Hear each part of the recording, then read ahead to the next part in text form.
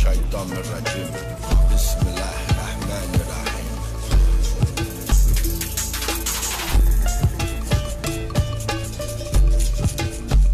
Yala Habibi, esse é o Salam Aleikum Podcast, em mais um episódio de suma importância para o nosso projeto, certo? Esse projeto que nasce com o intuito, primeiramente, de desmistificar e quebrar alguns estigmas e preconceitos em relação à religião islâmica, certo? No Brasil, voltado para o público brasileiro, por isso o primeiro podcast islâmico do Brasil.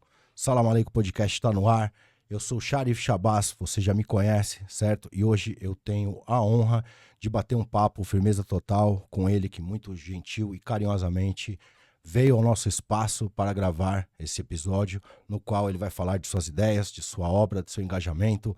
Ele que é criador do Opera Mundi, jornalista e escritor, militante antisionista, judeu. Breno Altman, muito nos honra a sua presença aqui hoje. Muito obrigado, seja bem-vindo. Poxa, Baz, a honra é toda minha de estar aqui no Salam Aleikum. É uma honra e um prazer para a gente poder trocar uma ideia sobre assuntos que são hoje e desde há muito tempo tão relevantes para o mundo todo. Perfeito, é isso mesmo. E se você apoia ou deseja apoiar este projeto, você pode fazê-lo das mais diversas formas. Uma delas é se engajando nas nossas redes sociais, principalmente assinando o nosso canal, se inscrevendo no canal do YouTube. Nós estamos nas outras plataformas também, inclusive de streaming, certo? E sigam-nos também nas redes sociais, compartilhando os nossos conteúdos com seus amigos, familiares, certo?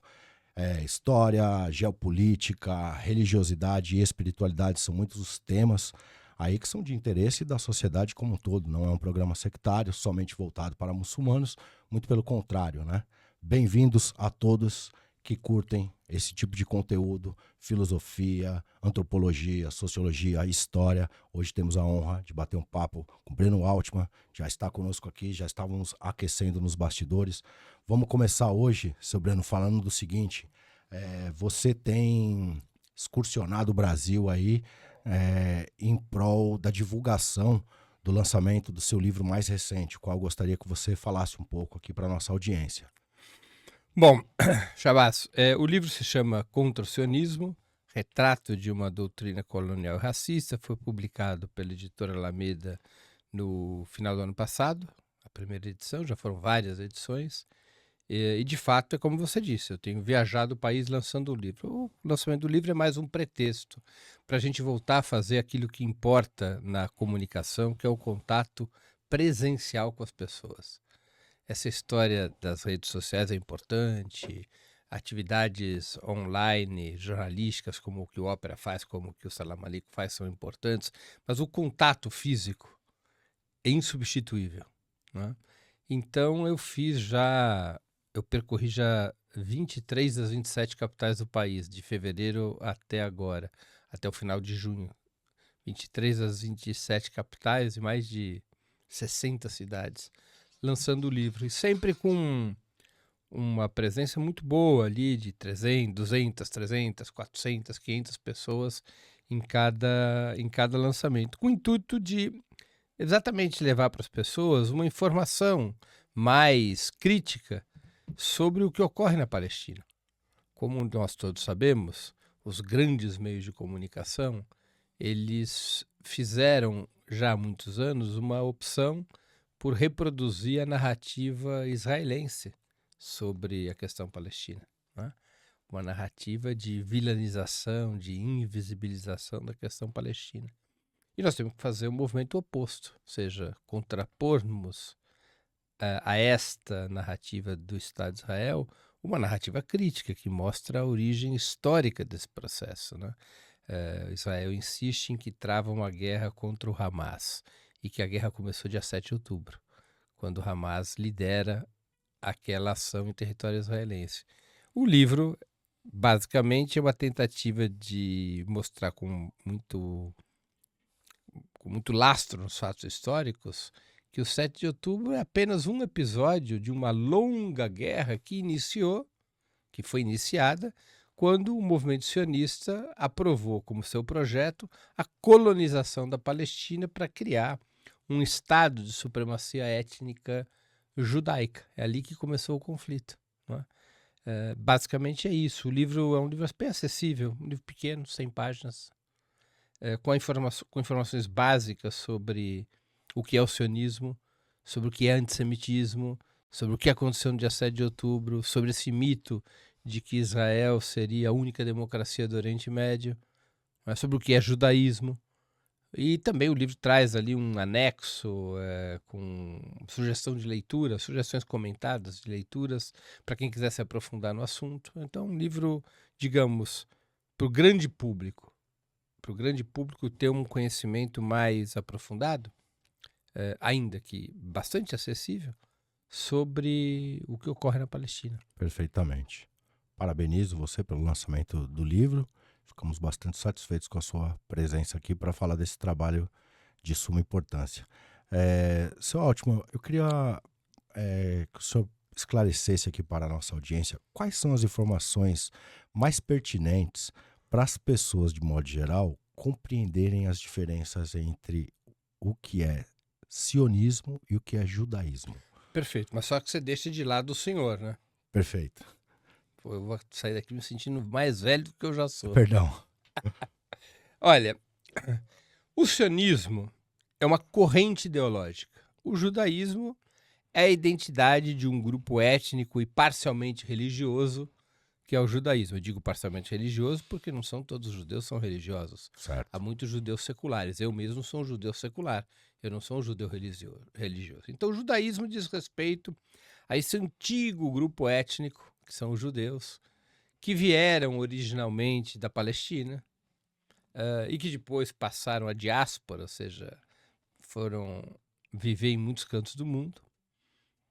E é a isso que o judaísmo se refere. Sionismo é exclusivamente uma corrente ideológica no interior do judaísmo, que propôs uma determinada solução para um determinado problema. O problema é o antissemitismo, ou seja, a perseguição aos judeus, especialmente em solo europeu, desde a antiguidade. É um problema grave, a perseguição aos judeus.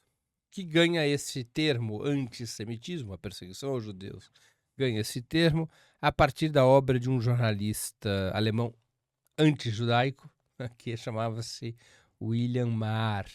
William Maher resolve chamar de antissemitismo a perseguição aos judeus para dar, digamos, ares mais científicos para a perseguição contra os judeus. Vivia-se a época do positivismo, a ciência era cultuada, e ele cria esse termo antissemitismo para identificar a perseguição aos judeus. E ele era um defensor do antissemitismo.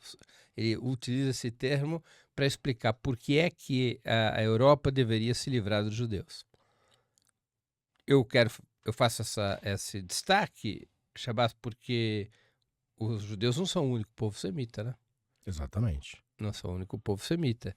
Semita vem de Sem o filho de Noé. E a expressão semita tem a ver com uma família de idiomas, a família de idiomas semitas. Dentre esses idiomas estão o hebraico e o árabe, além de outros idiomas que são hoje idiomas mortos, como o aramaico. Então, os árabes também são semitas. Mas o termo antissemita passou a ser um termo utilizado para identificar a perseguição aos judeus. Bom, o que o sionismo propunha para enfrentar o antissemitismo? Ele propunha a criação de um Estado de supremacia étnica, um Estado judeu. Por que eu digo que é um Estado de supremacia étnica e não um Estado nacional? Porque os judeus, no final do século XIX, quando surge o sionismo, os judeus não eram mais uma nacionalidade. A nacionalidade é diferente de etnia, Sim. é diferente de povo, né?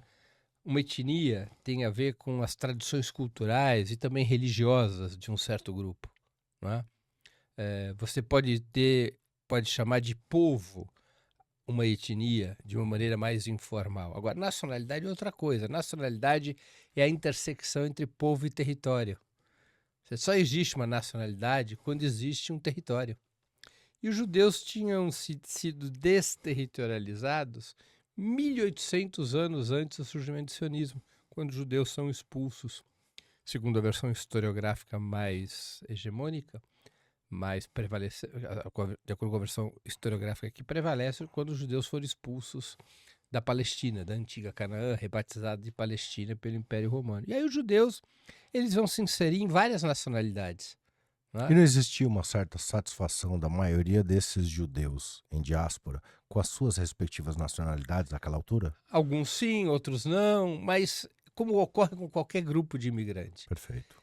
Os judeus efetivamente deixam de ser uma nacionalidade, porque já não tem mais território.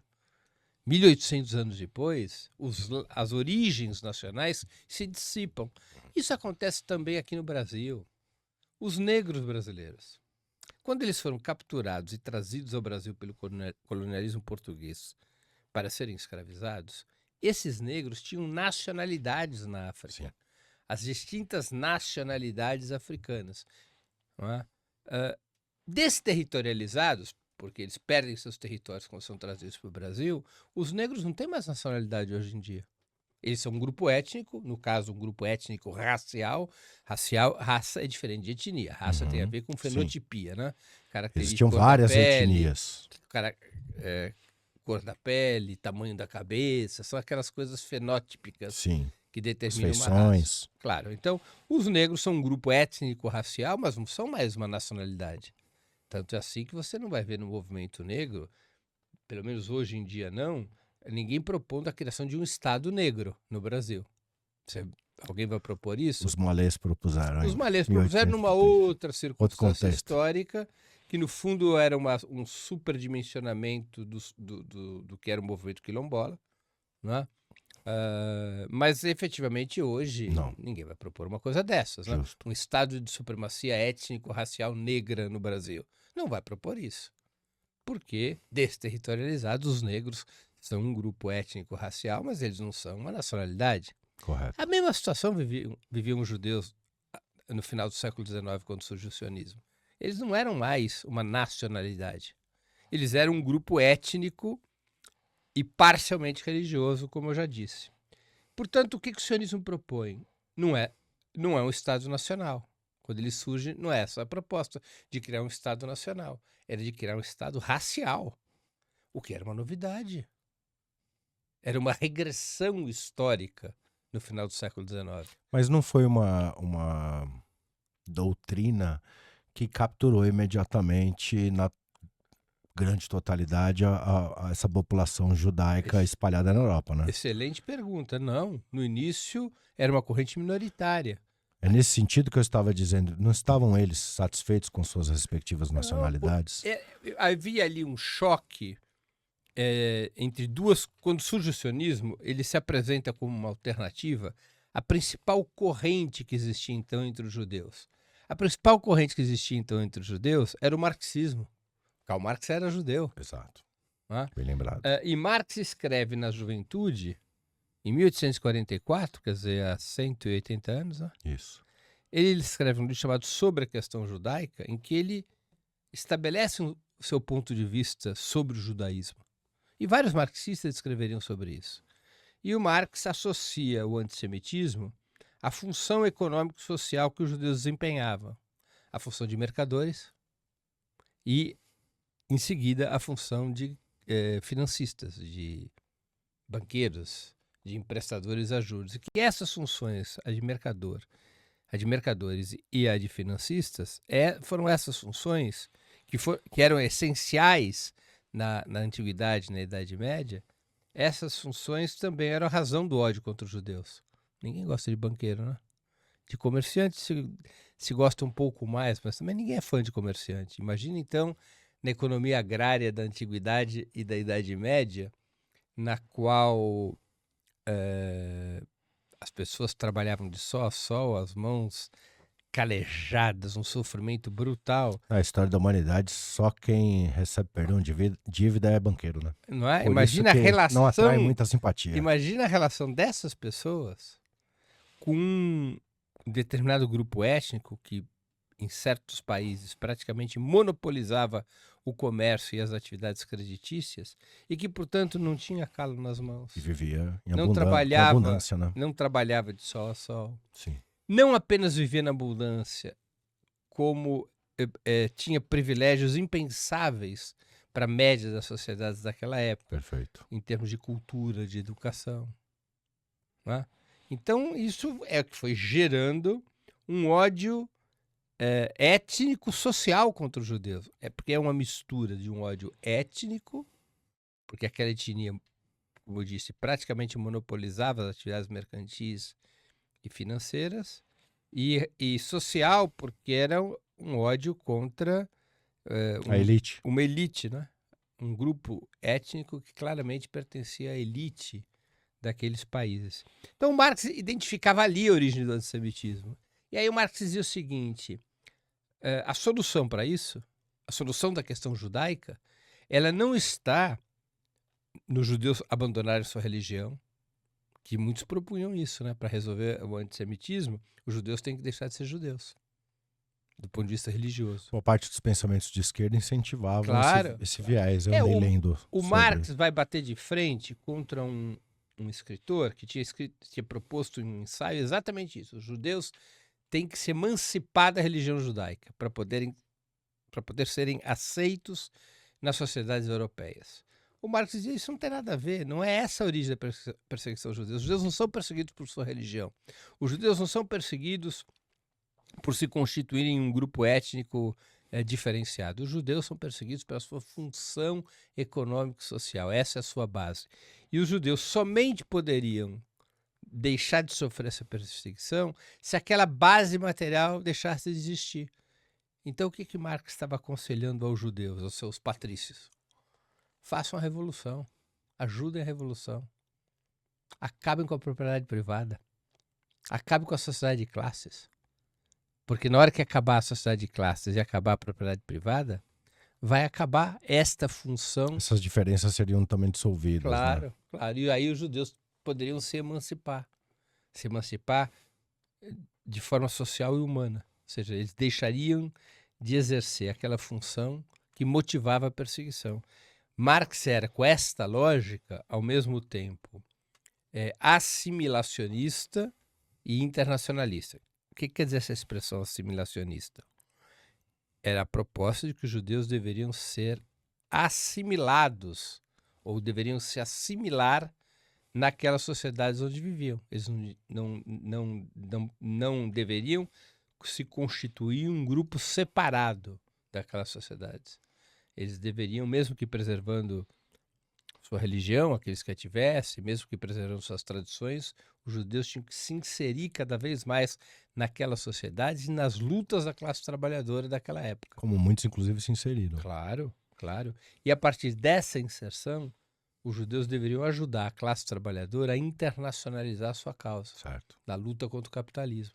Então, veja, a perspectiva de Marx era claramente revolucionária para enfrentar a questão judaica. Ele colocava a questão judaica dentro do enfrentamento geral que ele propunha contra a burguesia. Perfeito. No século XIX. Né? O sionismo é todo o oposto. Como corrente ideológica, o sionismo propõe criar um Estado racial judaico. É como se a solução proposta fosse um racismo contra o racismo aplicado aos judeus. Desta vez, institucionalizado no formato de Estado-nação. Exatamente. Exatamente. Então, essa era a ideia. Theodor Herzl foi o fundador do sionismo moderno. Né? Ele escreveu um livro no final do século XIX chamado O Estado Judeu, em que ele claramente propõe isso, a constituição de um Estado étnico, o que era, retomo o que eu tinha falado há algum tempinho atrás aqui no nosso bate-papo, que era uma regressão. Por que uma regressão? Porque a humanidade ela caminhou assim, família, tribo, etnia, nação, não é? Certo. Família são laços sanguíneos. Tribo corresponde à agregação de famílias. Comunidade. E, por si só tendem a ser da mesma etnia. Não é? Uma etnia já é já é um fenômeno social mais longevo no tempo, mais amplo na representação, mas tem a ver com essas tradições culturais, religiosas, como a gente já disse aqui. A nação é outra coisa. A nação é o primeiro ambiente democrático, porque ela absorve distintas raças, distintas etnias, distintas religiões, não é? E a nação está diretamente ligada à ideia de território. Ou seja, um território. Não é possível existir uma nacionalidade sem território. Etnias são possíveis de existir sem território, Exatamente. porque elas vivem das suas tradições culturais, não vivem das relações sociais de produção. As relações sociais de produção pressupõem um território. Não? Então, o que ele estava propondo, o Theodor Herzl, era um Estado étnico. Era uma regressão em termos históricos e, no fundo, uma proposta racista para enfrentar o racismo. O Herzl, num outro livro dele, nos seus diários, ele chega a dizer alguma coisa assim, dá pelas tantas.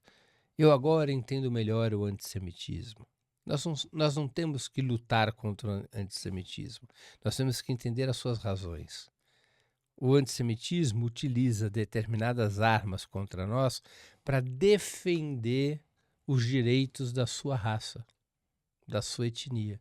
O que nós temos é que aprender a usar esses instrumentos para defender os interesses do nosso povo.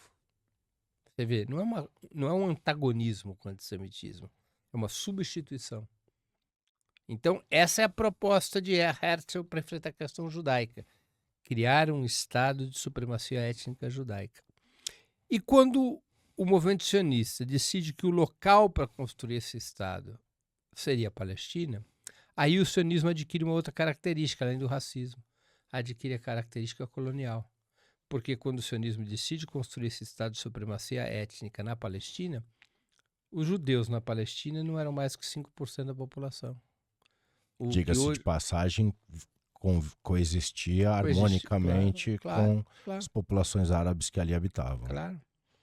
E 85% da população local era do que hoje nós conhecemos como palestinos. A gente está falando de século XIX? Final do século XIX e início do século XX. Perfeito. Então, ainda era um protetorado britânico.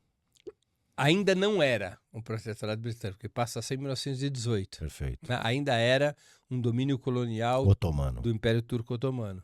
Né? Até 1918, quando se dissolve o Império Turco Otomano, e aí passa assim a existir o mandato britânico ao qual você se referiu. Então, como é que você ia construir um Estado judeu num território que 85% da população era de palestinos? Sim. Só tem um jeito: colonização. O que é colonização? Limpeza étnica, segregação, subjugação, no limite, extermínio. O tipo de colonialismo desenvolvido pelo sionismo não era semelhante àquele desenvolvido, por exemplo, por portugueses e espanhóis na América Latina. Porque o colonialismo de portugueses e espanhóis buscava capturar a população local como mão de obra. Era a essência do seu projeto. Não é essa a essência do colonialismo sionista. Ele nunca quis ter os palestinos como mão de obra. Ele queria ter o território palestino, expulsando a população local das atividades econômicas, da vida social, das suas casas, dos seus lugares de trabalho, das suas terras. Né? Então, o sionismo acaba tendo essa dupla característica. A criação de um Estado judaico para enfrentar o antissemitismo e o direito, o suposto direito de colonização da Palestina, total ou parcial, para construir esse Estado. Esses são os dois pilares ideológicos do sionismo. Por isso que o subtítulo do meu livro é Retrato de uma Doutrina Colonial e Racista. Porque esses são os dois aspectos fundadores do sionismo, que constituem essa corrente ideológica, que é o sionismo. Muitos judeus eram contra o sionismo e continuam sendo. É verdade que o sionismo, a partir dos anos 40 do século passado, certamente passou a ser a corrente majoritária entre os judeus. Mas isso também aconteceu com outras correntes ideológicas. Houve um momento em que o nazismo tinha enchia estádios, que o fascismo italiano enchia estádios. Né? O sionismo está para os judeus, assim como o nazismo esteve para os italianos, e o fascismo, assim como o nazismo esteve para os alemães, e o fascismo para os italianos. Então, ser contra o sionismo não é ser contra os judeus. Assim como ser contra o nazismo não era ser contra os alemães, e ser contra o fascismo não era ser contra os italianos. Então, tem que separar muito bem. O sionismo é apenas uma corrente ideológica, não é a representação do povo judeu. Perfeito. O Estado judeu de Theodor Herzl é o Mein Kampf sionista? Em termos simbólicos, sim. Perfeito. Em termos de conteúdo, são coisas distintas, né? Porque o Hitler ele buscou construir uma ideologia, uma doutrina que alavancasse a Alemanha como um Estado imperialista retardatário. E o Estado já existia também, né? A Não Alemanha já apenas já existia o Estado, como a Alemanha reivindicava um lugar ao sol entre as grandes potências imperialistas e reivindicava a hegemonia sobre o mundo capitalista daquela época. A Alemanha era um Estado imperialista que buscava esta hegemonia no mundo. Então, o nazismo nasce como uma doutrina a serviço desse objetivo. O sionismo não tem o mesmo objetivo. O Estado de Israel não é um Estado imperialista, embora seja um Estado colonial. Ele não tem força para ser um Estado imperialista. O Estado de Israel é um Estado economicamente fraquíssimo, que depende de uma mesada do papai. Né? Sabe aquele filho que nunca saiu de casa? É isso que é o Estado de Israel. Se os Estados Unidos pararem de pagar mesada, acabou o país. Quem é o papai? Né? Papai Estados Unidos, acabou o país, né? Ele sobrevive um mês e acabou o país, morrendo de fome. Né? Então Israel é um país fraco, não é um país imperialista, não é um país que dispute hegemonia mundial, nem nunca foi esse o projeto do sionismo, mas é um projeto colonial, um projeto colonial restrito a uma certa região, né? Restrito ao que se chamava de Palestina histórica, restrito, vamos dizer, às disputas do Oriente Médio. Então tem essa diferença que é importante entre o nazismo e o sionismo. O sionismo tem outras diferenças com o nazismo, inegavelmente. Mas eu diria, Shabbat, que eles são da mesma família. Primos de segundo grau, talvez. Não propriamente irmãos. Primos de primeiro ou de segundo grau, mas são da mesma família. Que família? Nazismo e sionismo são galhos diferentes da mesma árvore ou não? São. A grande árvore do nacional chauvinismo do final do século XIX. Em uma época onde as grandes burguesias europeias elas impulsionavam uma nova etapa de colonização, e essa nova etapa de colonização, para que ela pudesse ter suficiente apoio interno, ela precisava ser apresentada também com justificativas raciais. Ou seja, por que nós podemos colonizar outros povos? Porque nós somos a raça superior e eles são a raça inferior. Nós não estamos fazendo algo demeritório a nós. Nós não estamos colonizando iguais. Nós estamos colonizando inferiores. Até vai ser bom para eles, porque conosco eles vão elevar a sua qualidade humana. O Império Britânico tinha muito esse discurso, né? Dos efeitos benéficos do imperialismo britânico. Nós vamos civilizá-los. Então, para poder construir essa narrativa, foram sendo criadas doutrinas nacional-chauvinistas, né? Que tinham este objetivo e um outro objetivo que era, na base da discriminação racial, fortalecer a ideia de pátria, ou seja, com base no racismo, fortalecer a ideia da pátria, do Estado Nacional, que era uma formação nova, né? No século XIX era uma formação nova. Os Estados Nacionais unificados estavam se constituindo. Alguns países na Europa nem sequer eram Estados Nacionais. A Alemanha se unifica e se transforma no Estado Nacional na segunda metade do século XIX. A mesma coisa vai acontecer com a Itália, né? Então, essas doutrinas nacional-chauvinistas têm esse papel. E o sionismo faz parte dessa família. Ou, como você disse, é um galho desta árvore nacional-chauvinista, né? Um galho menor, não é um galho decisivo, mas ele é um galho dessa árvore, é um membro da família das doutrinas nacionais chauvinistas. Trazendo um pouco para a contemporaneidade das questões que nos afetam hoje em dia, nós entrevistamos algumas pessoas importantes da luta antisionista. O Salam Aleichem Podcast teve a honra de poder gravar um bate-papo com o Ali Jarabá, da Federação Palestina, com o Thiago Ávila, internacionalista, também amigo nosso, pessoas a quem saúdo, inclusive, salve. E eles demonstraram bastante preocupação com questões, por exemplo, do avanço do sionismo em democracias ao redor do mundo. Então, aqui no Brasil, a gente tem alguns episódios de lobby político que estão em evidência e, por conta dos posicionamentos do governo federal atual, a gente teve vários embates aí, né? Ficou bem nítido essa ligação da direita, esse apreço da direita pela, entre aspas, causa israelense, né? Antiterrorismo e tal. E a esquerda encampou, como exemplo de outros lugares do mundo, o campo da luta pró-Palestina, né?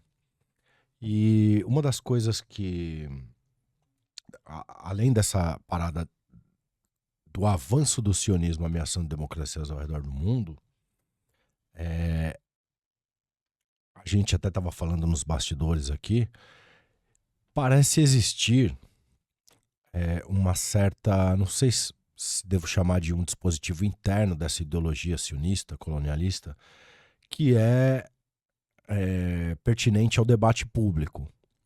Você não encontra, por exemplo, com facilidade um material na internet que mostre pessoas que defendam abertamente a ideologia do sionismo em embates, em debates públicos, abertos, justos, com pessoas antisionistas, sejam elas pessoas da comunidade judaica, sejam figuras políticas, ativistas, enfim. Você não vê um debate intelectual, não existe muito material a respeito disso. Isso começou a me gerar algumas indagações. Existe, talvez dentro do escopo do que é o sionismo ideológico, alguma diretriz interna do não aceite aos debates? Você, por exemplo, protagonizou algumas dessas situações onde você se colocou à disposição de debater com sionistas e eles tergiversaram e declinaram aos inúmeros convites que foram feitos. Isso existe, esse dispositivo ideológico interno? É uma orientação? Olha, eu não sei se é uma Ou é orientação um consenso? Eu Como não que sei se é uma funciona? orientação formal, escrita e assinada, Certo. mas certamente é uma prática. O sionismo, como toda ideologia, como toda doutrina autoritária, ela evita o debate, Perfeito. não é? Evita ao máximo possível. Em especial, o sionismo não aceita debates com judeus antisionistas. Nunca aceita. Por quê? Porque a grande narrativa dos sionistas é de que sionismo e judaísmo seriam a mesma coisa. Se judaísmo e sionismo são a mesma coisa, essa narrativa é vendida pelos sionistas. Se você debate com um judeu anti-sionista, você está reconhecendo que a sua narrativa, no mínimo, é contraditória. Porque se há judeus anti-sionistas, isso é um sinal de que o sionismo não é a representação de todo o judaísmo. Portanto, eles invalidam esse debate contra judeus antisionistas, como é o meu caso.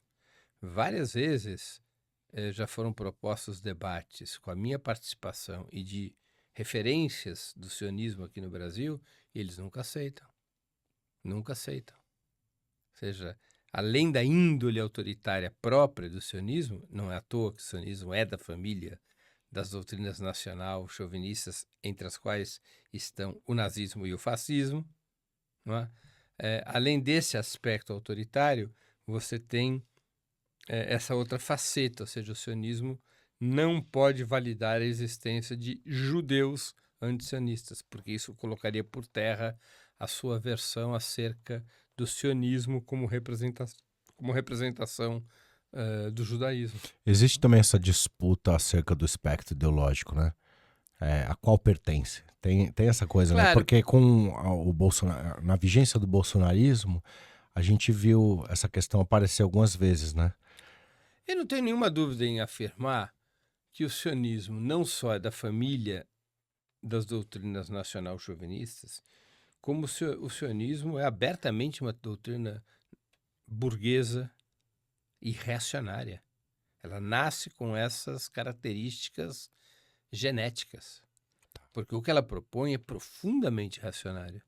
Um projeto colonial e racista será sempre um projeto de direita. Agora, você tem setores do sionismo que buscaram embalar esse falso nacionalismo judaico em cores de esquerda.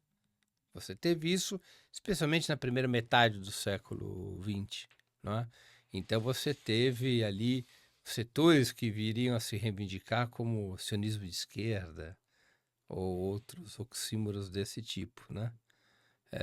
O sionismo, como qualquer campo ideológico, ele tem muitas alas. Tá? Todo campo ideológico tem muitas alas. Sim. O marxismo tem muitas alas. E o sionismo também tem muitas alas. Alas mais moderadas, que são essas que se reivindicam como esquerda sionista ou sionismo de esquerda, até alas mais extremistas, como é o caso de Smotrich e Ben-Gvir, lá no governo de Netanyahu, que vem desses grupos carranistas, né? De Meir Kahane, que eram até grupos classificados como terroristas pelos Estados Unidos, né?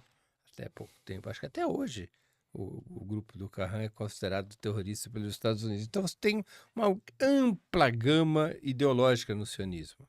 Mas todas as alas do sionismo, Shabazz, concordam com esses dois critérios aos quais eu já me referi. Ou seja, a proposta da criação de um Estado de supremacia étnica judaica e o direito de colonização da Palestina para construir esse Estado. Todas as alas concordam. O que eles diferem sobre a estratégia de construir isso? Vou te dar um exemplo. Ontem, em Israel, teve uma votação no Knesset, no parlamento israelense. Por 68 votos a 9, foi aprovada uma resolução pelo Knesset. São 120 lugares que tem o Knesset, 120 deputados. Foi aprovada uma resolução no Knesset contra a criação do Estado palestino.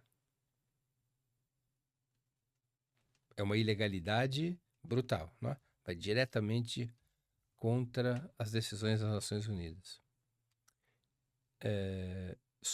Dos 9 deputados que votaram contra, estão ali 5 que pertencem ao Hadash. Hadash é a coalizão liderada pelo Partido Comunista em Israel. O Partido Comunista é antisionista. Os outros 4 foram dos partidos árabes israelenses. Os 68 votos a favor da resolução somam membros da coalizão de Netanyahu e também lideranças da oposição. E o Avodá, que é o Partido Trabalhista, com exceção de um dos seus deputados, todos os demais, ele tem 6 deputados, os outros 5 se ausentaram do plenário. Os grupos que se reivindicam como sionismo moderado se ausentaram do plenário, não enfrentaram a proposta. Mantiveram neutralidade? Não é neutralidade, eles não queriam, eles queriam aparecer, eles não queriam aparecer ao lado da coalizão de Netanyahu, mas por outro lado eles também são contra o Estado palestino. Perfeito. Então isso é muito revelador dessa unidade ideológica do sionismo, dessa unidade ao redor desses 2 pontos fundamentais. Do resto, há muita briga no sionismo sobre a estratégia para alcançar esses 2 objetivos, sobre o modelo de sociedade que deve ter Israel, uma série de divergências. Mas naquilo que é o fundamental, eles têm unidade. A defesa do Estado de Israel e a defesa do direito de ocupar a Palestina para construir esse Estado de supremacia étnica judaica, né? E, evidentemente, isso é um claro projeto de direita. Não é possível nós pensarmos na esquerda como uma força racista ou colonial. Eu falei desse período de vigência do governo Bolsonaro, em que essas questões apareceram algumas vezes, e existe uma forçação de barra da direita de pegar ali a etimologia a questão etimológica do partido socialista alemão. Isso. Partido dizer, Nacional pô, Socialista dos partido, Trabalhadores Alemães. exatamente, e fazer com que isso ludibrie a mente dos incautos, no sentido de fazê-los acreditar que é uma ideologia de esquerda, né? Claro, uma parte do sionismo pegou a doutrina, o sionismo, e tentou embrulhá-la em certos programas, em certas argumentações do que era o socialismo reformista no início do século XX. Né? Perfeito. O que era o socialismo reformista? Era aquelas ideias, por exemplo, do Proudhon, um socialismo cooperativo. Aí os sionistas lançam os kibbutz, Sim, os kibbutzim, né? Em hebraico, no plural, kibbutzim, que são fazendas cooperativas só para judeus. Os palestinos não podiam participar dessas cooperativas. Então eles tentam criar uma vitrine moderna, uma vitrine com ares socialistas. eles inclusive propagandeiam de que tem, sei lá, 30% de população árabe lá. 21%, né? Como que é o povo árabe que vive em Israel? O Israel é um regime de apartheid, onde você tem 3 prateleiras. Tá. A mais alta das prateleiras é a dos judeus, que possuem todos os direitos naquele estado.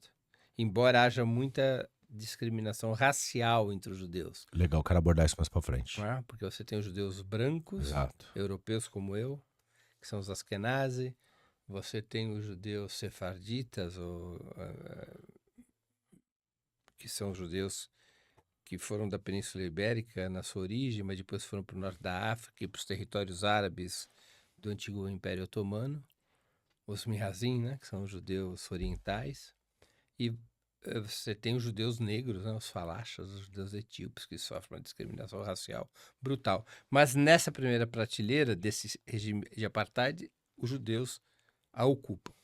A segunda prateleira é dos árabes israelenses. O que são os árabes israelenses? São os palestinos que continuaram a viver nas fronteiras do território israelense. Muitos desses árabes israelenses foram expulsos de 48 a 49, né? Quando ocorre o Nakba. Nakba é a palavra em árabe para catástrofe, tragédia. É quando ocorre a primeira guerra árabe-israelense. Israel avança no domínio territorial de 53,5% da Palestina para 79%, e na medida em que expande suas fronteiras durante essa guerra, Israel acaba por expulsar 750 mil palestinos das suas terras, das suas casas. Mas uma parcela desses palestinos continua vivendo nas fronteiras israelenses, e são os atuais árabes israelenses. Como que é a vida deles lá? Eles vivem, são cidadãos de segunda classe, porque eles têm o direito de votar e ser votado, não há discriminação formal para que eles tenham determinados cargos públicos, mas existe uma série de leis que vão efetivamente, uma série de leis e práticas sociais que transformam os árabes israelenses em cidadãos de segunda classe. Terra, como é que fica a terra nesse... Olha só, essa é uma boa pergunta. Comprar uma casa. Essa é uma boa pergunta. Em Israel, a agência fundamental sobre o tema das terras é o Fundo Nacional Judaico. O Fundo Nacional Judaico foi criado no início do século XX. Ele é um fundo que recebia recursos antes da criação do Estado de Israel. Era um fundo que recebia recursos da burguesia judaica e dos seus aliados na Europa e nas Américas. Esse Fundo Nacional Judaico comprava terras de árabes, de turcos, até de persas. Até os persas, no início do século XX, ainda tinham terras ali na Palestina. Como se fosse uma negociação normal. Você quer vender, eu quero comprar. Você me põe preço, eu te pago um bom preço. Você fica contente que vendeu a terra que você queria vender, eu fico contente que eu comprei a terra que eu queria comprar. Essa era a relação aparente. Por baixo dessa relação estava o Fundo Nacional Judaico, alimentando a aquisição de terras para poder estruturar a imigração judaica para a Palestina. Né? Então, essa aqui era o mecanismo, que vai reforçando o Fundo Nacional Judaico como o grande controlador, como a grande imobiliária do sionismo. Quando é construído o Estado de Israel, o Estado de Israel cria estruturas estatais para gerenciar o problema das terras. né? A primeira coisa que Israel faz é tornar impeditivo a venda de terras sem autorização do governo, porque o sionismo não queria que fosse usado contra ele a mesma política que usou contra os palestinos. Que alguém começasse... Provar do próprio veneno, no caso. Claro, e no caso, especialmente nos anos 70, 80, quando o petróleo havia permitido a vários países árabes ter muito dinheiro, é aí que eles não queriam mesmo ter um mercado imobiliário livre, um mercado de terras livre, porque os árabes podiam colocar dinheiro e adquirir terras israelenses e acabar com a festa do sionismo sem disparar um só tiro. Então Israel controla o estoque de terras. 93% das terras em Israel são terras públicas, terras estatais. Os 7% que são de terras privadas são casos muito excepcionais e de entidades específicas. Você tem o usufruto da terra. Você é o dono do que você constrói acima da terra, mas você não é o dono da terra. Formalmente, olha só a pegadinha. Formalmente, o Estado de Israel não discrimina a concessão de terras para árabes, israelenses e para judeus. Mas quem é a entidade que mais recebe recursos para a aquisição de terras ainda hoje e que gerencia essas terras e que integra a estrutura do governo, nomeando metade dos responsáveis pelo comitê que aprova as concessões de terra? O Fundo Nacional Judaico. E o que está escrito no Fundo Nacional Judaico? Que as terras amealhadas por esse fundo somente podem ser concedidas a judeus. Na prática, o que nós temos? A população árabe israelense é de 21% do total, mas eles detêm só 3,5% das terras. 3,5%. 3,5%. Embora sejam 21% do total da população. Esta é uma das leis discriminatórias contra os árabes israelenses. Há muitas outras. Vou dar 2 exemplos aqui. Eu sou judeu. Se eu quiser, mas meus avós, meus pais, meus avós, meus bisavós, meus trisavós, a perder de vista, minha família nunca morou na Palestina. É uma família europeia. Tá bem? Certo. Mas se eu quiser ir para Israel, para virar cidadão israelense, em uma semana após eu ter chegado a Israel, eu tenho minha nacionalidade. Agora, se um amigo meu que mora aqui em São Paulo, cujos avós viviam na Palestina, vamos dizer, ali na cidade de Yafa, do lado de Tel Aviv, se esse meu amigo quiser morar em Israel e ter nacionalidade israelense, e o avô dele, e o bisavô, e o trisavô viveram ali, ele não consegue. Agora, isso é um critério racial para se adquirir um direito, certo? Claro. Como é o nome disso? Racismo. Não é? Então, esse palestino não consegue nem visitar Israel. Então, Israel é um estado que tem leis racistas. Claro. Correto a afirmação? É um conjunto de 65 leis. Vou te dar um outro exemplo que é mais cruel. Um exemplo a partir de uma matéria que eu fiz em Israel há 11 anos atrás, 2013. Eu conheci uma menina que ela tinha se apaixonado, uma menina palestina, árabe-israelense, que tinha se apaixonado por um palestino dos territórios ocupados. Aí eu perguntei a ela, e vocês vão casar quando? Ela disse, isso é um problema, porque eu não posso me casar com ele. Para eu me casar com ele, só tem 2 opções, porque ele não pode vir viver em Israel, de jeito nenhum. Ele não terá autorização do governo israelense. Se eu for viver nos territórios ocupados, eu perco a nacionalidade israelense. A única alternativa que a gente tem, se eu não quiser perder minha nacionalidade israelense, é nos casarmos no exterior. Que é o que aconteceu. Eles tiveram que se casar e viver no Canadá. Eles não retornaram. Não seria possível o retorno como... esse é meu esposo. A partir de uma acontece no Brasil com muita facilidade. A partir de uma reclamação judicial que pode tomar anos e muitos recursos financeiros. Os filhos, se eles tiverem filhos, não sei, não acompanhei a vida deles depois daquilo, talvez já tenham filhos, né? Esses filhos não têm nacionalidade israelense, embora ela seja árabe-israelense. Veja, todos os judeus e seus filhos e seus netos e seus bisnetos são naturalmente cidadãos israelenses, porque Israel é o Estado judeu. Mas esta mulher árabe-israelense, cidadã de Israel, os filhos dela não têm automaticamente nacionalidade israelense. É um outro exemplo fundamental. Além do que, estão em vigência em Israel, o país que se considera a única democracia do Oriente Médio, estão vigentes em Israel as leis de emergência britânicas da época do mandato colonial britânico, que existiu de 1918 a 1948, os 30 anos do mandato britânico. Entre essas leis de emergência do mandato britânico, preservadas e incorporadas por Israel, está a possibilidade de retirar a qualquer momento, sem processo judicial, um árabe israelense da sua casa. Isso era um outro aspecto que eu queria abordar. Além de tudo isso que você nos trouxe, ainda existe essa questão da supervigilância sobre essas pessoas, né? Você pode, por razões de segurança nacional, por mandato executivo, perder sua casa. Está longe de ser uma cidadania plena. Não. Essa é a segunda prateleira. Aí você tem a terceira prateleira, que são os palestinos dos territórios ocupados. Esses não têm direito nenhum. Nem de votar, nem de ser votado. Nem direito à comida, nem direito à água. Nem direito a ir e vir. Não tem direito a nada. É uma colonização completa da Palestina há 57 anos. Vivem sob uma tirania militar feroz. Então, é um estado de apartheid, é um regime de apartheid. É nisso que derivou o sionismo.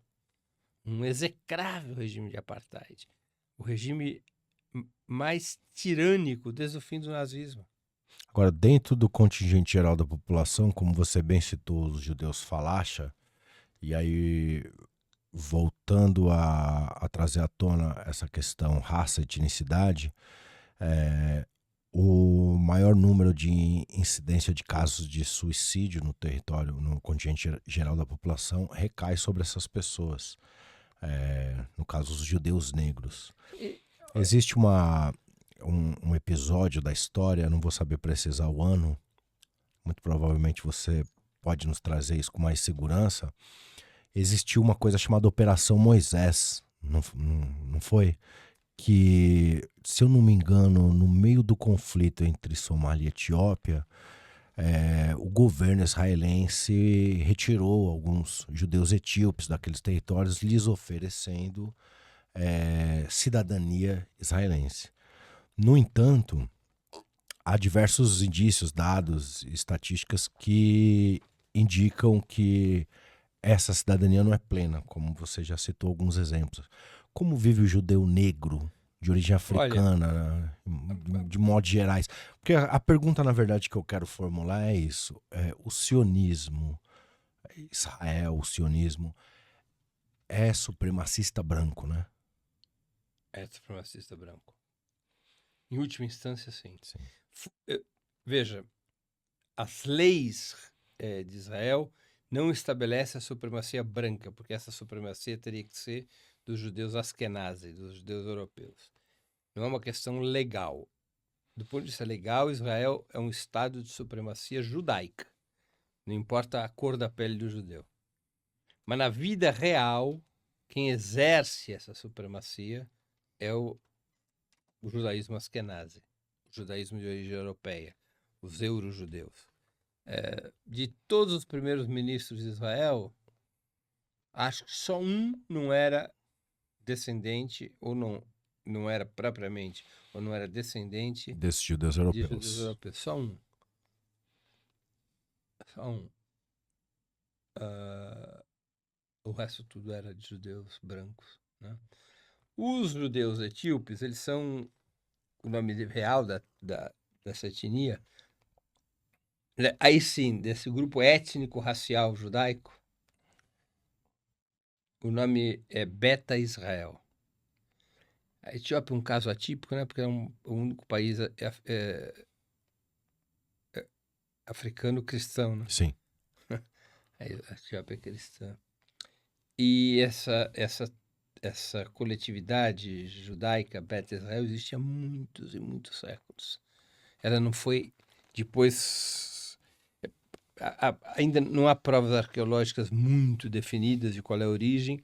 Provavelmente a origem foi uma daquelas subdiásporas judaicas no início da era cristã, em que os judeus buscavam refúgios em países africanos. Eram pequenos esses grupos que faziam isso, e um deles deve ter ido para a Etiópia.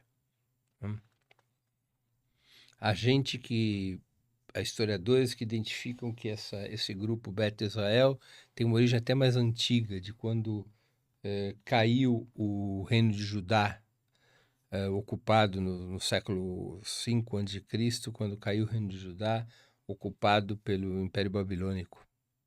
Que é dali que você teve um grupo de judeus que migra para a Etiópia. De toda maneira, você tem os Beta Israel, que são judeus negros. Em Israel, eles são chamados de falachas, que é uma palavra em hebraico que quer dizer os estranhos. Eles têm todos os direitos formais dos judeus em Israel, mas a discriminação é brutal. Eu recorro novamente à minha lembrança. Quando eu tive em 2013 em Israel, já citei aqui na nossa conversa, eu visitei uma praça na qual ficavam esses Beta Israel, esses judeus negros. Situação de mendicância, de muita dependência química, muito desespero. Uma praça em Tel Aviv que é tomada por esse pessoal. Foram várias as operações que Israel fez para trazer os Beta Israel, desde os anos 90. São operações que começam nos anos... Até antes, as primeiras operações talvez sejam nos anos 70, mas se intensificam nos anos 90. Mas eles vivem como uma sub-raça, né? É uma situação deplorável. Essas operações... Formalmente, não. Formalmente, os judeus etíopes são como... Os judeus etíopes são como todos os demais judeus. No papel, eles gozam de todos os direitos. Foi uma tentativa de quê? Ter reserva de mão de obra? O que é? Um pouco isso. E um pouco uma operação... É o que mais se faz em Israel, né? Que é o chamado Hasbará. Hasbará é a palavra em hebraico para comunicação. Na verdade, é o nome pelo qual Israel conduz as operações de limpeza de imagem do país. Então, trazer os etíopes fazia parte do Hasbará, da operação de limpeza de imagem. Perfeito. Deixa eu responder uma questão que você me colocou, que a gente acabou não entrando nela, é importantíssimo. Esses vínculos do sionismo com a extrema-direita. Sim. Olha, isso é uma mudança, né? Porque, no fundo, nós estamos falando aqui da extrema-direita cristã, da extrema-direita que se assenta sobre o neopentecostalismo. Os grupos evangélicos, até os anos 40 do século passado, eles eram profundamente antissemitas. Eu aqui estou me referindo ao evangelismo branco nos Estados Unidos. Profundamente antissemitas. Tanto o evangelismo norte-americano, quanto mais ainda algumas das correntes fundamentais do protestantismo europeu. Porque lá também, no caso, nos Estados Unidos da América, o protestantismo e o sionismo não estavam de mãos dadas. Não estavam. Até os anos 40, ao contrário. Vamos nos recordar que o Mein Kampf, do Hitler, ele, na sua parte antissemita, ele copia trechos inteiros de Martinho Lutero, né? A religião luterana é forte na Alemanha. E o Martinho Lutero era um antissemita doente. Ferrenho. Né? Então, o evangelismo, o protestantismo, até o século XX, ele é duramente antissemita. Mas ele sofre uma mutação a partir da criação do Estado de Israel. E essa mutação tem como lugar privilegiado os Estados Unidos. Qual é a origem da mutação? O fato de que Israel, rapidamente, depois de fundado, se integraria ao campo imperialista liderado pelos Estados Unidos, contra o demônio maior. Qual era o demônio maior? A União Soviética, comunismo. O campo socialista. Isso foi fazendo com que a extrema-direita, a direita cristã norte-americana, branca, começasse a se aproximar do sionismo. Perfeito. O sionismo oferecia a essa direita cristã uma oportunidade também, ou duas oportunidades. Uma oportunidade comunicacional e uma oportunidade cultural religiosa. A oportunidade comunicacional é que os sionistas, desejosos de ter o apoio do protestantismo para sua causa, os sionistas abriram aos grupos protestantes o acesso ao microfone, às rádios e às televisões, que em boa medida eram controlados pelo capital judaico-sionista. Isso permitiu uma geração de teleevangélicos. Perfeito. Mudou a proporção da comunicação evangélica nos Estados Unidos, que antes era em pequenos templos muito fragmentados, espalhados pelo país, e nós começamos a ter, através do peso da televisão e do rádio, grandes manifestações evangélicas. A exemplo que hoje a gente tem com a Marcha de Jesus, você passou a ter nos Estados Unidos nos anos 50. Ben Abraham e outros tantos que eram os teleevangélicos. E essa experiência bem-sucedida lá foi reproduzida aqui. Foi E por que trazida isso para deu cá. certo lá? Porque o sionismo abriu espaço na televisão e na rádio.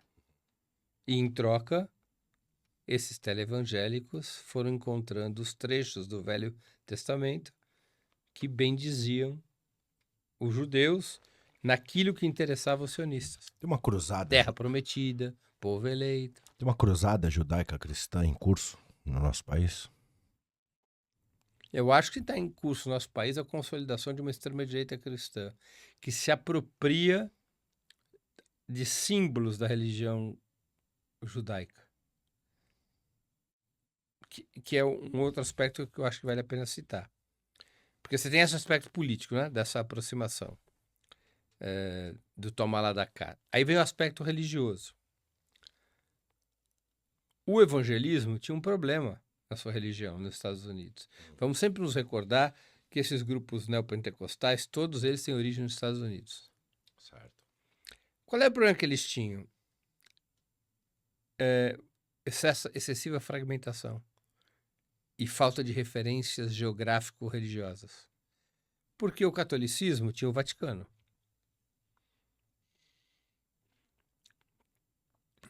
Os muçulmanos tinham Meca e Medina. E Jerusalém, ao menos, como referência. Os judeus tinham a Terra Santa, já ocupada como sede do regime sionista. O que tinham os evangélicos? Nada. Mas, se aproximando da religião judaica, se irmanando à religião judaica, os evangélicos podiam passar a ter o acesso à Terra Santa. O que vira também uma operação comercial, né? Turismo Gigantesca. religioso Exatamente. rende um bom dinheiro para o Estado sionista. Além de dinheiro que rende para o regime sionista e para os grupos evangélicos, rende referências religiosas fundamentais. Fundamentais. E aí tem uma outra questão que é importante, que aí já entrando na atualidade. Você tem uma mutação no evangelismo a partir dos anos 70. Já com o evangelismo tendo se aproximado do sionismo religioso, por conta da luta contra o socialismo, contra a União Soviética. Quando chegamos nos anos 60 e 70, muitos próceres, muitos líderes religiosos evangélicos, e também alguns líderes católicos, mas em paralelo, vão passar a defender que a religião tinha um papel político a cumprir na guerra contra o comunismo. E essa guerra não poderia ser travada a partir da teologia da prosperidade. A partir daquela teologia da prosperidade que tinha sido o âmago do surgimento do evangelismo. Apenas para registrar para quem estiver nos acompanhando. Certo. O catolicismo propõe o paraíso, a recompensa depois da morte. Certo. O protestantismo propõe que essa recompensa ocorrerá em vida. E que se você é capaz de prosperar, é sinal de que você está em boas relações com Deus. Ou ao contrário, se você estiver em boas relações com Deus, você irá prosperar em vida. A teologia da prosperidade daí vem de que a relação das pessoas com Deus, ela é individual. O teu sucesso é individual. A tua relação é individual e sem intermediários. Nada de bispo, cardeal, papa. Não, é uma relação direta com Deus. E a capacidade sua de acumulação de riquezas é uma expressão dessa sua proximidade Com Deus. com Deus. Essa é a teologia da prosperidade. Muito útil ao desenvolvimento do capitalismo. Sim. Mas não era suficiente para enfrentar o socialismo. Para enfrentar o socialismo, o evangelismo transita fundo no Velho Testamento, naquele Deus punitivo. Para resgatar aspectos conservadores Claro, para transformar o cristianismo das escrituras. em um punho de ferro contra o diabo, contra o demônio, contra o socialismo, contra a União Soviética, contra o ateísmo, contra o marxismo. E aí vai surgindo nos anos 70 um negócio que passou a se chamar teologia do domínio,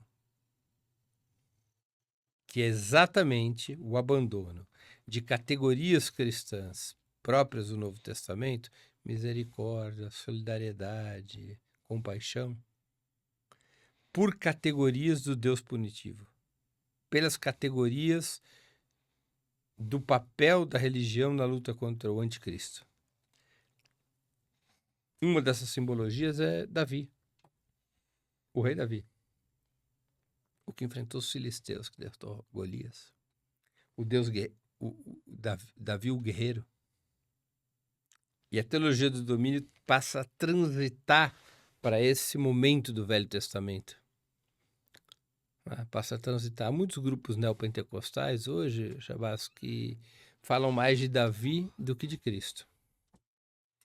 E que marcham, põem a sua juventude para marchar com cânticos de elegia ao rei Davi.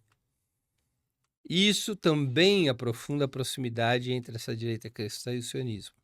Aos olhos dessa direita cristã, portanto, dessa extrema-direita cristã, o Estado de Israel é a vanguarda do enfrentamento contra o Oriente, contra o islamismo, contra o socialismo, contra tudo aquilo que ofende o conservadorismo cristão.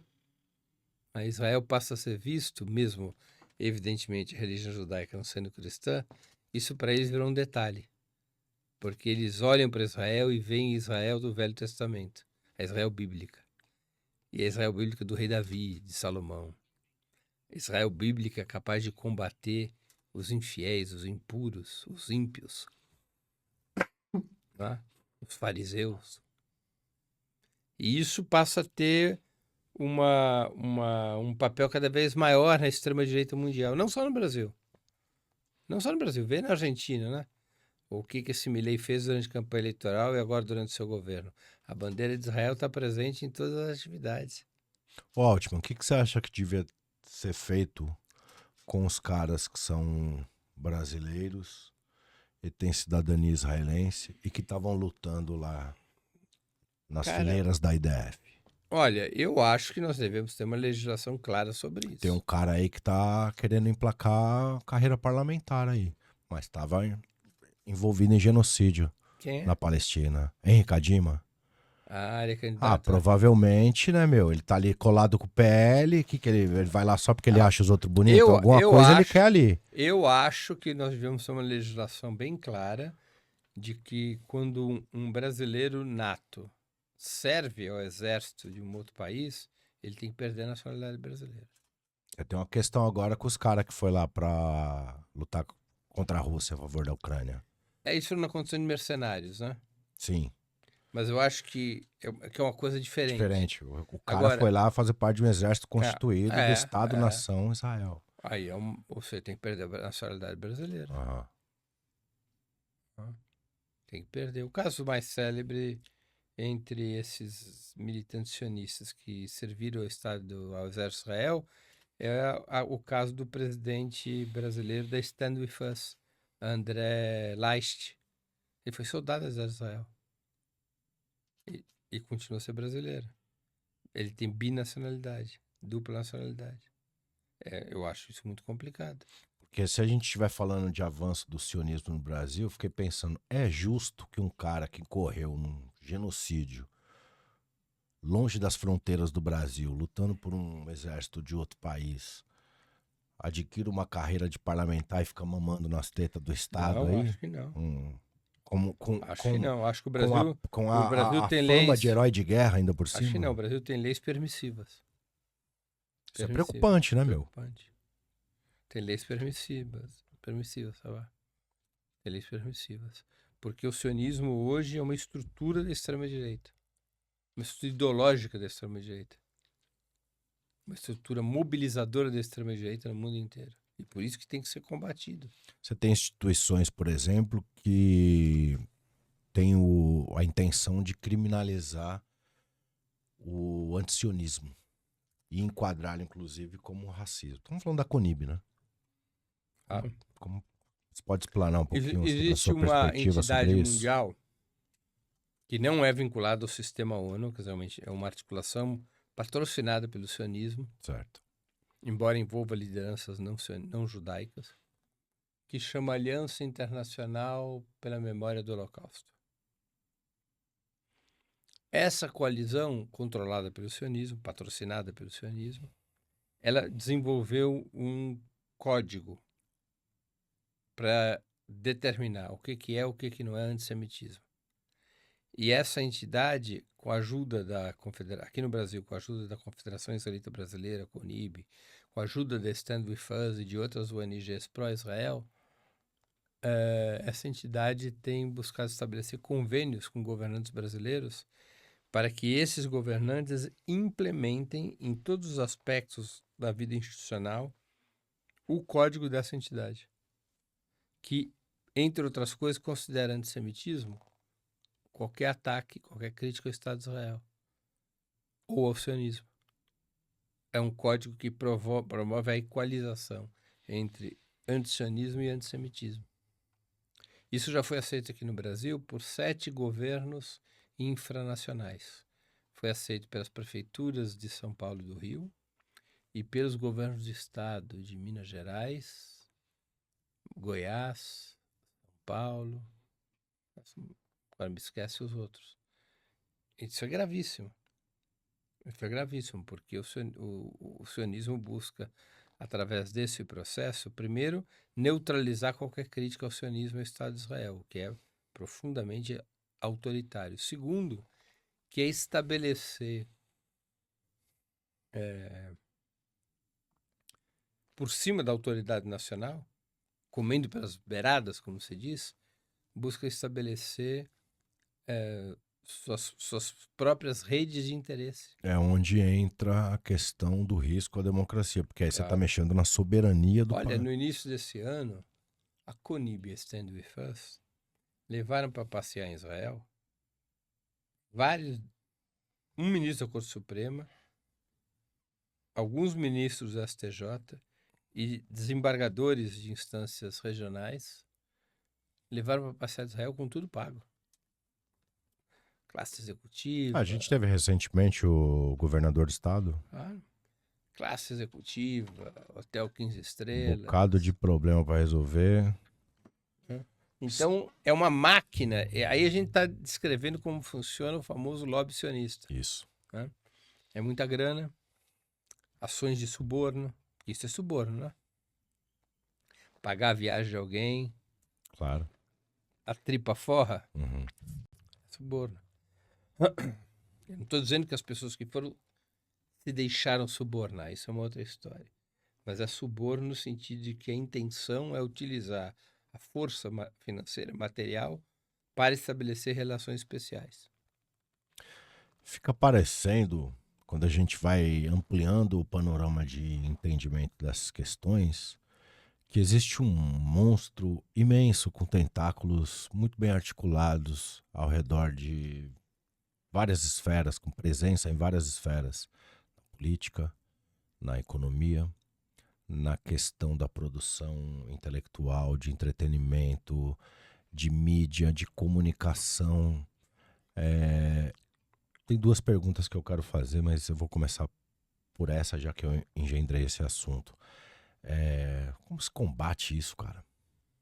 Olha, eu acho que eles vivem o seu pior momento, porque a resistência palestina, a partir de 7 de outubro,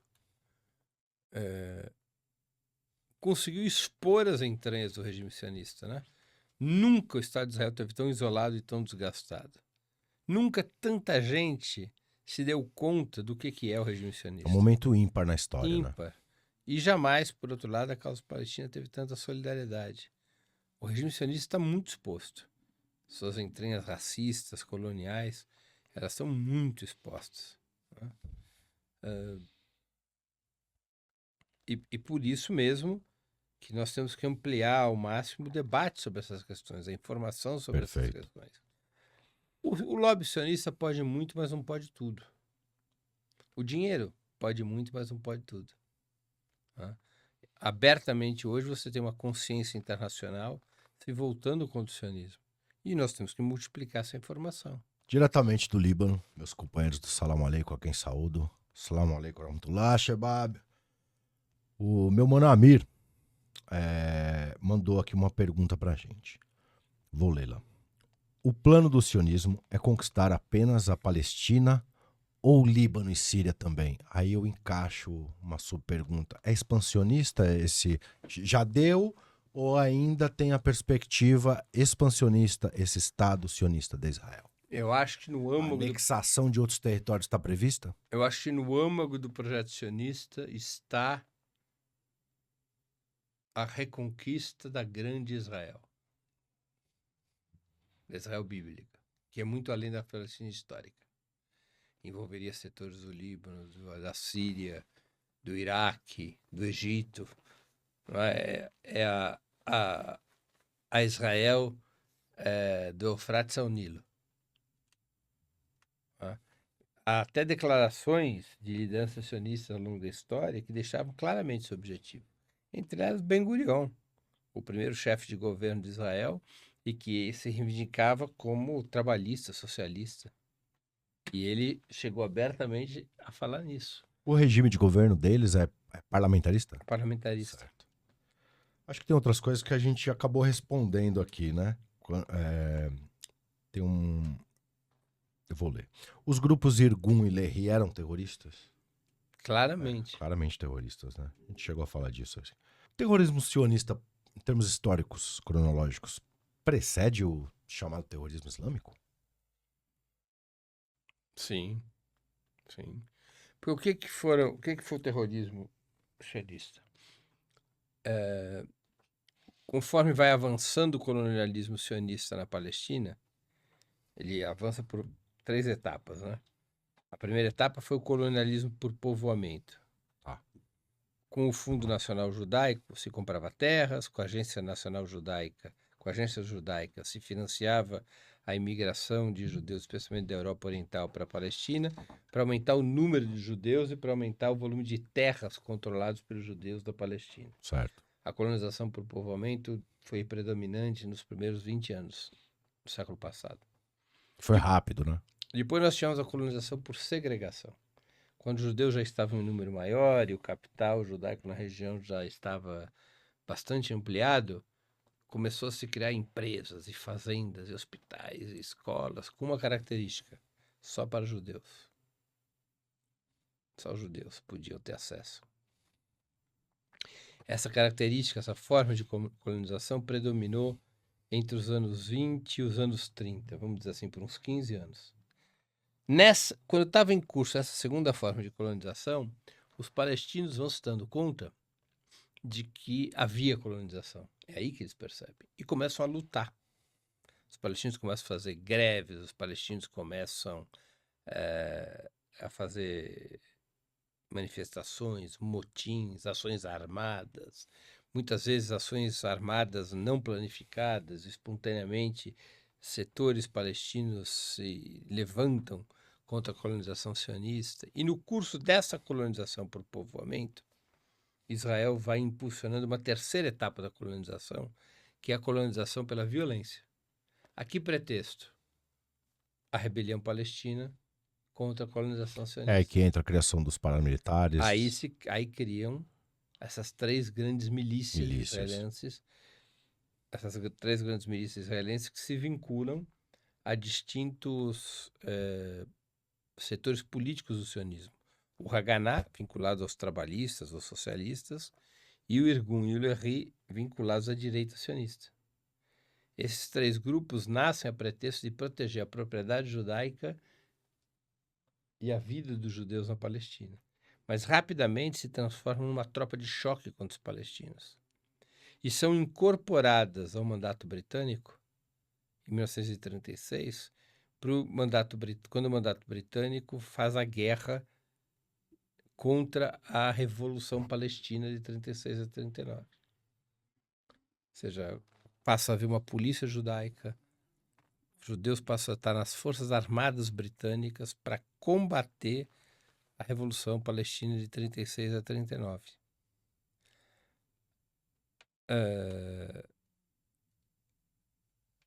E aí essas milícias, a Revolução Palestina de 36 a 39 é derrotada, e essas milícias saem muito bem treinadas e fortalecidas. Aliás, será a partir da fusão dessas milícias em 1948 e 49 que surgirão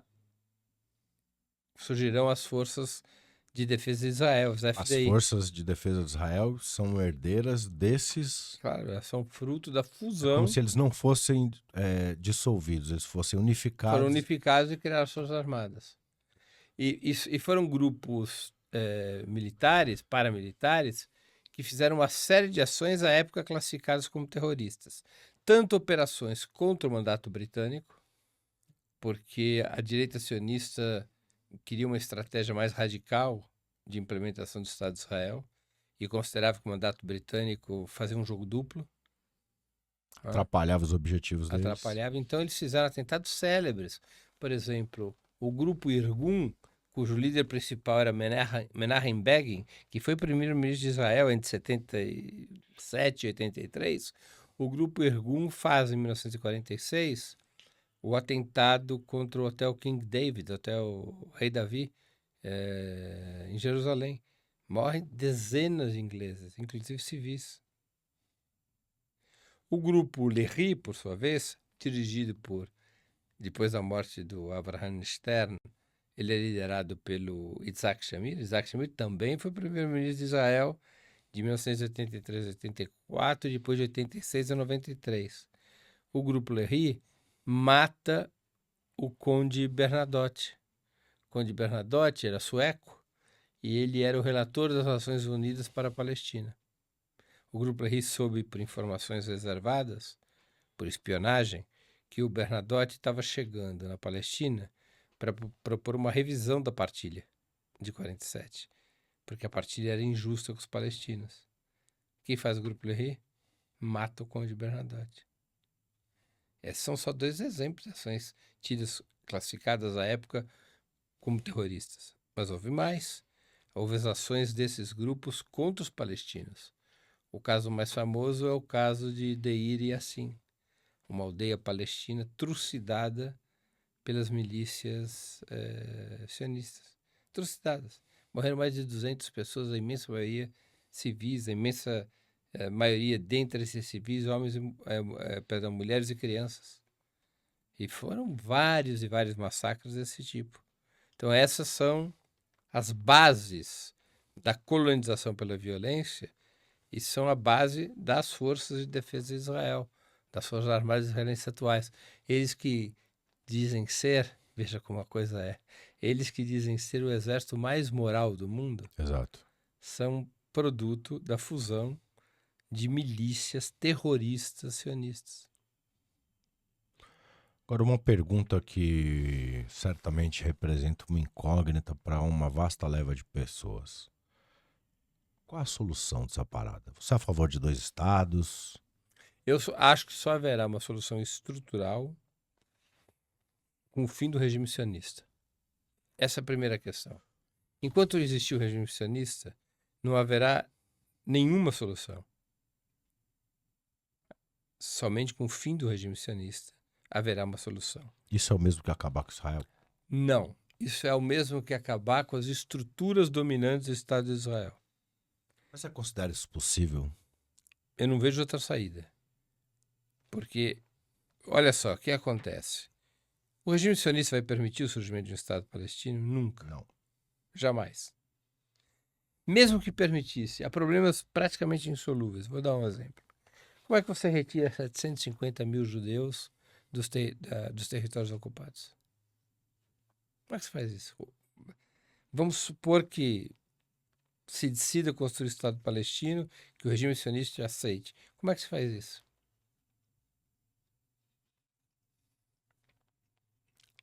É um problema e tanto. Ou seja, o Estado palestino nasceria massacrando 750 mil colonos?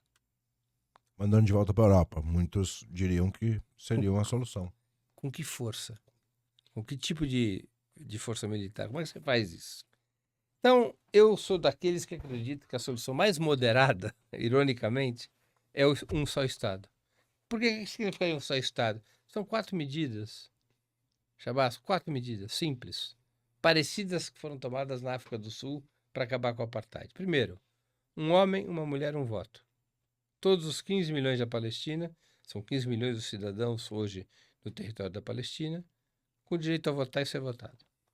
São 7,2 milhões de judeus, 7,1 milhões de palestinos, os outros 500 mil são outros grupos étnicos. Um homem, uma mulher, um voto. Segundo, o fim de todas as leis do apartheid, direitos iguais para todos naquele território. Para todos. Incluindo os palestinos dos territórios ocupados. Todos, iguais, iguais, iguais. Mas esse Estado ia ser Israel ou ia ser Palestina? Aí sobrou o problema de mudar o nome do Estado, né? É a parte mais fácil. Muda o nome. A terceira medida. Veja que são medidas dentro da democracia liberal. Eu não estou propondo nenhuma revolução. Eu gostaria que houvesse uma revolução. Mas mesmo sem revolução, é possível essa saída, como foi possível na África do Sul. Terceira medida, aplicação de uma resolução da ONU, a Resolução 194, que é assinada em 1949, que determina o direito dos refugiados palestinos expulsos por Israel em 48 e 49, durante a Nakba, o direito desses palestinos, claro, nesse momento dos seus descendentes, de retornar às suas terras, dentro da Palestina. E a quarta medida é o fim de toda e qualquer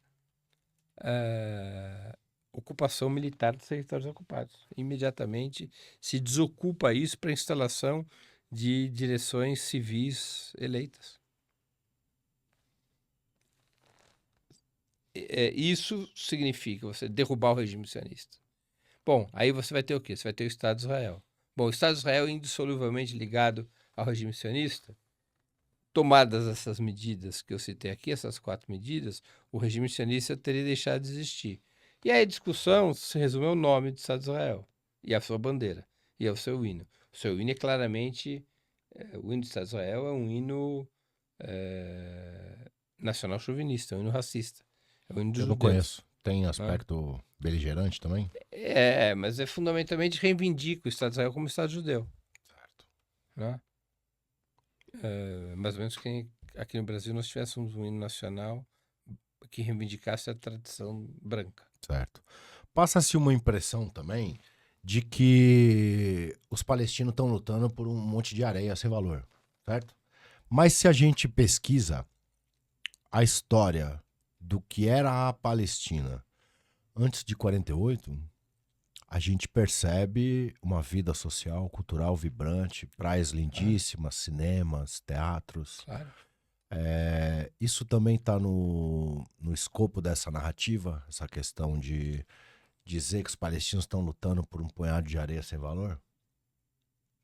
Não da parte do sionismo isso, porque o sionismo, se falasse isso, falaria contra si próprio também, né? Porque eles também estão lutando. Isso vem Mas assim, eles já pegaram ali Haifa e sim. Mas eles... Você não vê isso muito dos sionistas israelenses, desse tipo de argumento. Porque eles também reivindicam esses espaços que estão... Sim. Se ouve muito isso dos aliados do sionismo, né? Para desqualificar a luta palestina. Uhum. Nos Estados Unidos você ouve muito essa conversa. Pô, esses caras, tanto sangue para disputar deserto. Ah, mas é ignorância isso, né? Sim. Bom, nós fizemos um combinado, né? Antes de começar a gravação. Nós estamos nos aproximando dos momentos finais desse episódio. Se você está curtindo esse conteúdo ou já acompanha outros episódios e outros conteúdos do Salam Aleikum Podcast, deseja apoiar esse projeto, há diversas formas de você fazer isso. Uma delas é se engajando nas nossas redes e especialmente se inscrevendo no nosso canal do YouTube, certo? Também compartilhando com amigos e familiares os nossos cortes, as nossas redes sociais, certo? Yala Habib, estamos crescendo. Queria agradecer, mandar um salve, Salam Aleikum especial para o meu irmão Jihad, do Falafel 48, certo? Se você gosta aí de quitutes, comida árabe, a boa culinária árabe, no preço justo, vai lá na Rua Safira 293, que você vai encontrar o restaurante do meu irmão Jihad Falafel 48, que muito gentilmente nos concedeu aqui. Tá uma delícia, hein? Esfirra, falafel, certo? Então, obrigado, irmão, Jazakallah khair. E nos aproximando dos momentos finais, eu gostaria de deixar esse espaço para que você pudesse falar de projetos futuros, o que você está fazendo agora, se você deseja falar também alguma coisa relacionada ao livro, novamente, como por exemplo, onde as pessoas podem adquiri-lo, como Claro. comprá-lo. Mas não vou fazer isso antes de agradecê-lo novamente. Foi uma honra poder bater esse papo com você e registrar essa conversa. Aprendi muito, me deu muita substância aqui para eu processar e pensar. Estamos sempre fazendo reflexões, experimentando. Essa é uma vantagem de estar desse lado de cá, porque a gente experimenta as perspectivas dos nossos convidados, né? E isso só agrega ao nosso conhecimento. Então, quero te agradecer, sei que sua agenda é concorrida. No entanto, você esteve aqui com a gente compartilhando parte da sua experiência, dos seus relatos, bem como das suas perspectivas, seus posicionamentos também. Muito obrigado. Para nós foi uma honra. Shabazz, a honra foi toda minha. Quero te agradecer muitíssimo pelo convite e por esses quitutes saborosíssimos. Só não comi mais porque mamãe ensinou que é feio falar de boca cheia. Perfeito. Mas que dá vontade toda hora aqui de... Gostoso mesmo. Bem gostoso. Eu queria aproveitar para recordar, para registrar para todo mundo que está nos ouvindo, que a questão palestina é a questão mais importante da nossa época. Ela é uma espécie de régua moral do mundo. Se a gente quer saber de que lado estão as pessoas e de que lado estamos nós mesmos, basta perguntar sobre a questão palestina. É nessa pergunta que você vai descobrir quem está do lado certo e quem está do lado errado da história. Virou um norteador moral É também. um norteador moral, a régua moral. Né? Nós temos que falar e falar e falar sobre a questão palestina o tempo todo. O tempo todo, dada a sua importância. Né? E programas como Salam Aleikum jogam um papel muito relevante nessa disputa de informação, né? Nessa batalha de ideias. Obrigado, ficamos honrados. É muito importante isso, por isso que sempre que convidado eu virei aqui novamente. Você viria para fazer um debate com um sionista? Eu debato com qualquer um. Ó, tá lançado o desafio, hein? Se você quer fazer prevalecer as suas ideias e acha que num debate franco e aberto você se exporia dessa forma, né? Tá aqui um candidato para fazer frente às suas ideias, falando diretamente para aqueles que são abertamente sionistas. O Salam Aleikum Podcast é também um espaço democrático. Essas pessoas só não se sentaram aqui do outro lado porque todas declinaram o convite, algumas inclusive me bloqueando no Instagram, certo? Mas estamos abertos, não somos sectários nem com a nossa própria fé, que dirá com outros pontos de vista e religiões e etc. E Yala Habib, muito obrigado, Breno Altman, nos brindou aqui nessa tarde maravilhosa, onde explanou muito bem sobre diversas questões, sobre as quais abordamos. Muito obrigado. Obrigado, Shabazz. Esse é o primeiro podcast islâmico do Brasil. Eu sou Sharif Shabazz, vou me despedindo aqui. Acompanhe este e outros episódios no nosso canal e nas nossas redes sociais, certo? Valeu, muito obrigado. Yalla Habibi, Salam Aleikum Podcast se despede. Valeu.